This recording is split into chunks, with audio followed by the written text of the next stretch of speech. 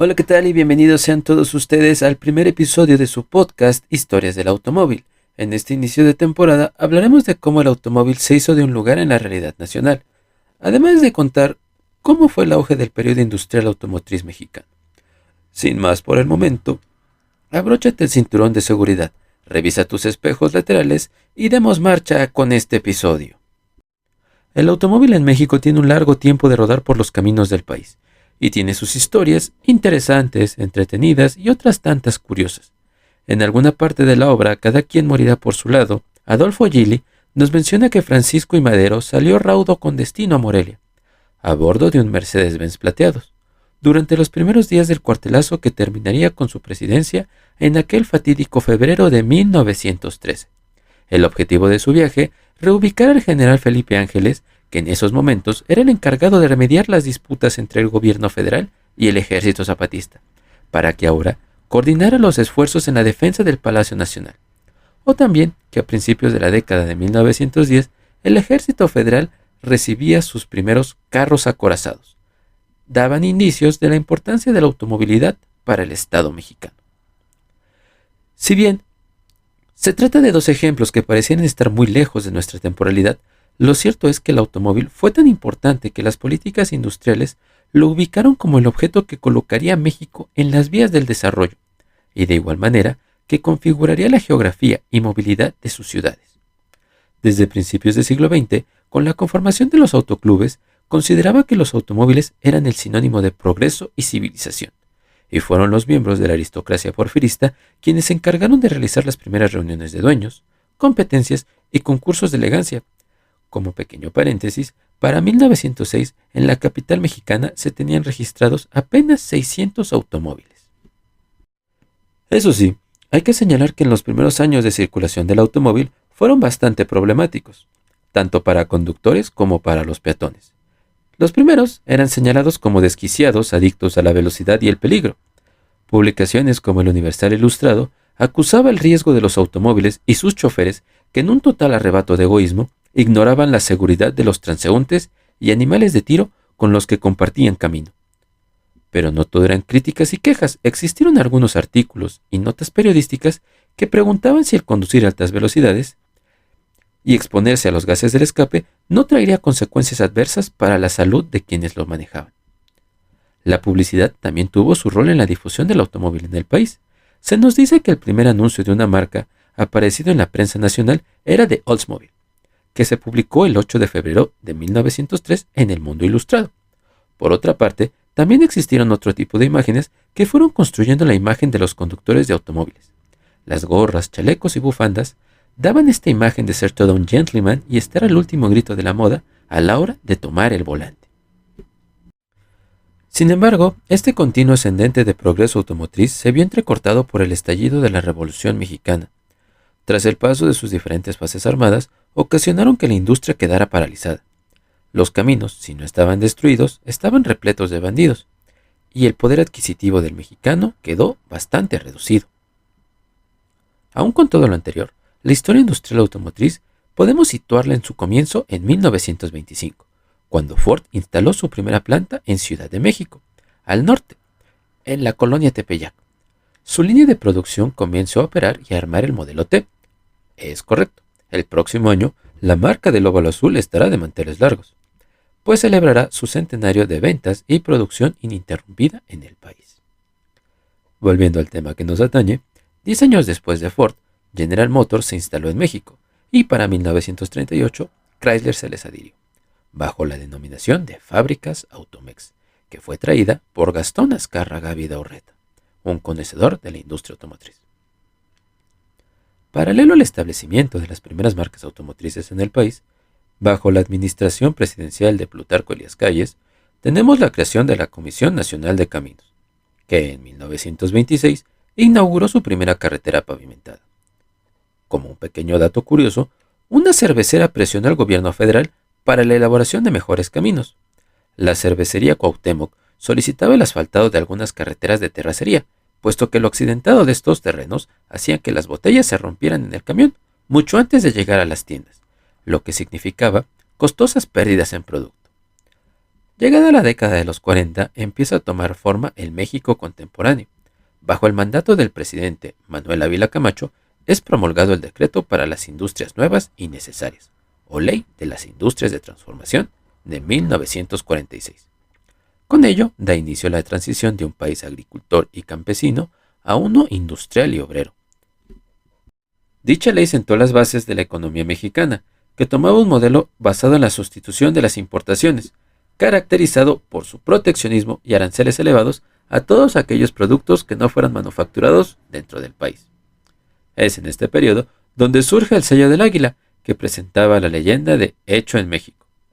Con el interés que existía por demostrar que el país estaba listo para insertarse en las vías del desarrollo y con la aprobación del gobierno de Miguel Alemán, comenzó a celebrarse la carrera panamericana, competencia de rally que compartía elementos con algunas de las carreras más exigentes del momento, que reunía a los fabricantes más prestigiosos del mundo y también a los mejores pilotos de la época. Su primera etapa duró poco, de 1950 a 1954. Esto debido a una serie de accidentes mortales en algunas ediciones, lo que hizo replantear la pertinencia y necesidad de un espectáculo como ese. Debido a la devaluación de 1949, a lo largo de toda la década de los 50, nuevas disposiciones entraron en vigor. Dentro de ellas, rescatamos la admisión de importaciones para venta de vehículos asiáticos y europeos, en el entendido de que estos eran más baratos, además de buscar establecer un control de precios, cuyo objetivo era minar la preferencia que tenían los consumidores por los autos de fabricantes estadounidenses, aunado al temor de los funcionarios mexicanos de que las marcas americanas hicieran un monopolio en el mercado nacional. De igual modo, se empezó a buscar fomentar la participación de capital mexicano en la industria. En la misma línea, en la ciudad universitaria, en 1952, se llevó a cabo la exposición Alemania y su industria, y en uno de los pabellones presentaron un modelo que se volvería de los más icónicos de la cultura automovilística mexicana, el Volkswagen Sedan, que, ni tardo ni perezoso, empezó a ser ensamblado en las plantas de la productora mexicana automotriz, Promexa, en el vecino estado de Puebla. Los 50 fueron productivos. El interés de participar en la industria automotriz llevó a un grupo de inversores privados a crear Diesel Nacional, DINA, originalmente concebido como un fabricante de camiones pesados y vehículos utilitarios, aunque lo anterior no les impidió firmar un convenio con la marca italiana Fiat, lo que les hizo entrar al mercado de los automóviles de pasajeros. No obstante, DINA tuvo muchos problemas en su primera etapa, y en 1958 fue adquirida por el gobierno mexicano. Ya bajo la administración gubernamental se renegoció el contrato y ahora DINA produciría Renault bajo licencia. Para el final de la década, con la llegada de una nueva administración presidencial al mando de Adolfo López Mateos, su magna obra fue hacer que México tuviera su industria automotriz propia. Para ello, llevó a cabo una serie de estudios para analizar la oferta, el mercado y los horizontes de la nueva industria. Y la primera norma que dictó fue la prohibición de venta e importación de vehículos de lujo. Con lo anterior, marcas como Cadillac, Lincoln y Chrysler quedaron fuera del mercado, y de igual modo, el 1 de noviembre de 1959 se expidió un decreto que añadía más prohibiciones e incluía el retiro inmediato de Mercedes-Benz. Casi todos los fabricantes mencionados anteriormente abandonaron el mercado nacional. Para inicios de la década de los 60, el titular de la Secretaría de Industria y Comercio viajó a Argentina y Brasil a estudiar cómo debía estructurarse la nueva industria. Después de su regreso, trajo consigo las observaciones teóricas sobre la necesidad de limitar el número de marcas y permitir participar en el mercado a todas aquellas que se adaptaran mejor a las necesidades del consumidor mexicano. Profundizando en el caso de Argentina y Brasil, sus experiencias fueron importantes debido a que se trataron de los primeros países latinoamericanos que obligaron a todos los fabricantes que se quedaron en sus mercados a un requerimiento mínimo de participación nacional, ya fuera de inversión o construcción. El gran error de ambos casos se menciona como en olvido del sujeto más importante, el cliente, y cuyo resultado fue la producción de una variada oferta de modelos. Sin embargo, nadie los compraba porque pasaron por alto la gran cantidad de vehículos en oferta. Antes de terminar, un detalle que es digno de mencionarse es que el presidente López Mateos era un entusiasta del automóvil, y hay dos anécdotas que reflejan dicha afición. El primero de ellos viene después de la promulgación del decreto que prohibía las importaciones de automóviles y la de kits para su ensamblaje, lo que nuevamente obligó a muchos fabricantes a salir del país, al no poder acatar dichas disposiciones, que previamente ya había incluido a Mercedes, la cual se nos dice que una familia económicamente poderosa buscó convencer al gobierno para dejarla quedarse. No obstante, ni los funcionarios mexicanos ni los ejecutivos de la Daimler-Benz mostraron interés en el plan.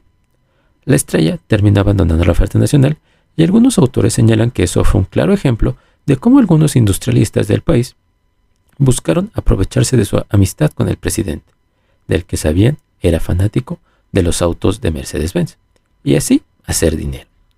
Por otra parte, tenemos la anécdota del Maserati México, un modelo presentado en el Auto Show de Turín, del cual se dice estaba producido sobre el chasis de un Maserati 5000 GT accidentado, que pertenecía al ahora expresidente mexicano. Un año después, cuando entró en producción, la marca del Tridente decidió nombrarlo México en honor a Adolfo López Mateos y por sus esfuerzos en establecer la industria automotriz nacional. Como lo vimos a lo largo de todo este relato, durante gran parte del siglo XX, el automóvil en México estuvo emparentado con el discurso de la modernidad y el progreso.